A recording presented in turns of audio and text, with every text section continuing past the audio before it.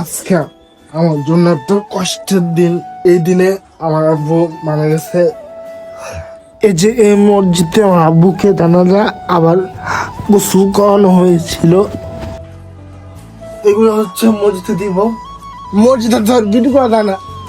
আমি আমার আব্বুরে কোনোদিন কাঁদতে দেখি নাই, শুধু খালি একবার কাঁদতে দেখছি 2020 সালে, যখন আমার অপারেশন হয়েছিল। আসসালামু আলাইকুম গাইস।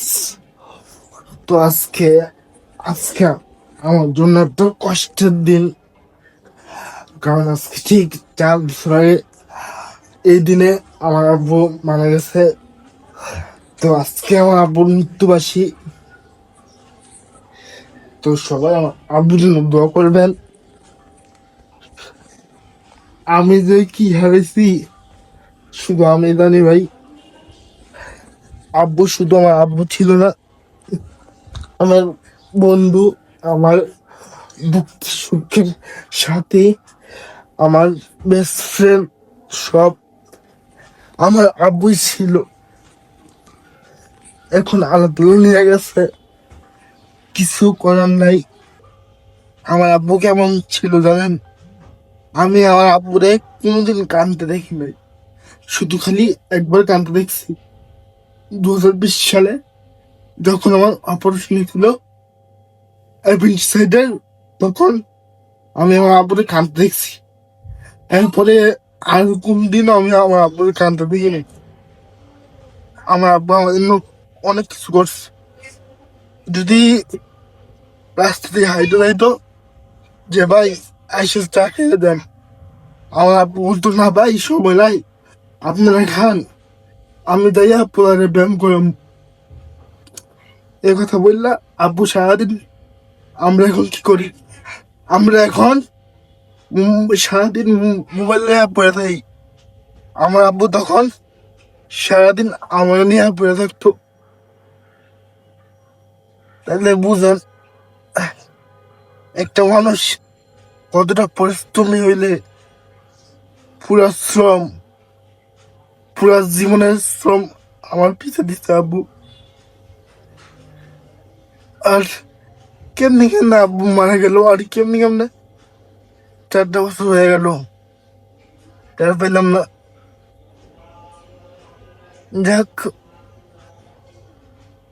আমি দোয়া করি যে আমার আব্বু জানা পাশে হোক। আর কিছু চাই না আল্লাহর কাছে। আমি নিজে অসুস্থ ভাই, আমার ব্রেনের সমস্যা আছে, হাত পায়ে সমস্যা আছে। এই যে একটু আগে ক্লিপটা দেখবেন না, একটু আগে তো পুরোপুরি দেখা গেল না যে ক্যামেরা ধরতেছে। আমি হাত দিয়ে ক্যামেরা ধরতে পারি না, আমার হাত কাঁপে, তাও ভিডিও করি। একটা সাবস্ক্রাইব করে দেন না। এগুলো হচ্ছে মসজিদে দিব,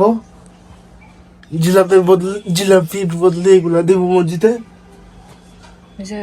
এই যে এই মসজিদে আমার আব্বুকে জানাজা আবার গোসল করানো হয়েছিল আজ থেকে 4 বছর আগে, 2022 মার্চের 1 তারিখ।